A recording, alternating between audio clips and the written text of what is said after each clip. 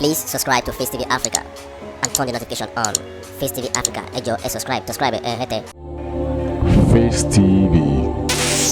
Muswobi. Iṣẹ́ ni mo lọ bára ní ìsinmi ìgbà tó fẹ́ dorí ẹ̀ kodò mọ́ mi lọ orin ni ọ̀rọ̀ ni Kunle Poli òun ló ń sọ̀rọ̀ yìí nínú fọ́nrán èyí tí ẹ̀ ń wò yìí níbi tí ó ti ń sọ̀rọ̀ nípa gbogbo rògbòdìyàn èyí tó ń ṣẹlẹ̀ nílùú Èkó ó pé kò sọ́wọ́ mi nídìí àbòsí o ìjà tèrè ìjà tèrè orin ló fi ń kọ ó sì ń sọ lọ́rọ̀ ó pé gbogbo àwọn tí wọ́n sọ pé Kunle Poli ló ń dá wàhálà sílẹ̀ ó ní mo ti wà nílùú èbó báyìí èmi ò sí nínú wọn gbogbo àwọn tó ń ṣẹlẹ̀ yìí àwọn àdúgbò tí ó ti ń ṣẹlẹ̀ kì í ṣe àdúgbò mi àwọn èèyàn tèmi wọ́n ń bẹ pẹ̀lú mi a kì í dárúgùdù sílẹ̀ ó ní láìpẹ́ jọjọ èmi ò wálé láti wá ṣe rálì nítorí pé ọmọ ẹgbẹ́ APC ni òun ń ṣe ẹni bá sì pé kí APC ó bàjẹ́ ní tí ó ṣẹlẹ̀ sí ẹnu ara ẹ̀ ló fi sọ ẹ gbọ́ gbogbo ẹ̀ nínú fọ́nrán yìí bí mo ṣe sọ yìí ẹ máa gbọ́ ní ketekete ẹ jẹ́ ká gbogbo ọ̀rọ̀ lẹ́nu Kunle Poli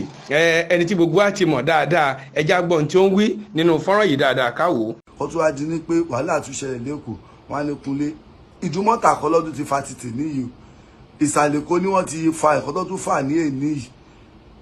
Ìdúmọ̀tà ni mo cover àwọn bọ́ọ̀sì wa yẹ̀kẹ́ ní ogun bọ́ọ̀sì mi yẹ̀kẹ́ láti Ìdúmọ̀tà kò sẹ́ tó lọ sí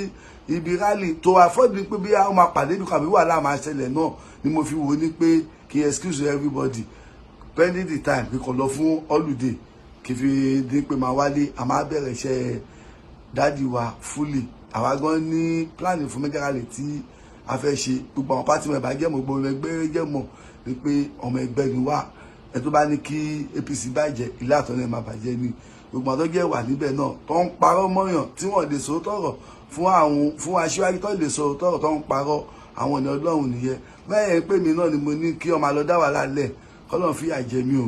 ẹ tó bá jẹ́ wà behind ẹ lọ́ọ́ máa fi àjẹ ẹ jẹ́ kó sọ òtítọ́ ọ̀rọ̀ ìlú òyìnbó ni mo wà mi ṣe wà yìí ni mo wà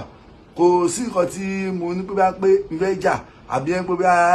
anything mo ò sí nílé wá tó bí if there's any small thing ẹ máa ní èmi ni èyí tí ó gbé mi lọ́nà tí ó ti ní January 20 náà páàkì mi kọ́ lọ́n ti jà Tom Jones lọ́n ti jà èmi náà any small thing wọ́n á ní èmi ni ẹjọ́ nítorí Ọlọ́run àwọn tó ń sọ bẹ́ẹ̀ kiri mo dárúkọ anybody but information tó kàn mí nìyẹn mo fi gbogbo ìsáré ṣe short video yìí nítorí Ọlọ́run ẹ wò mí bí ṣe wà yìí ẹ wò. Please subscribe to Facetv Africa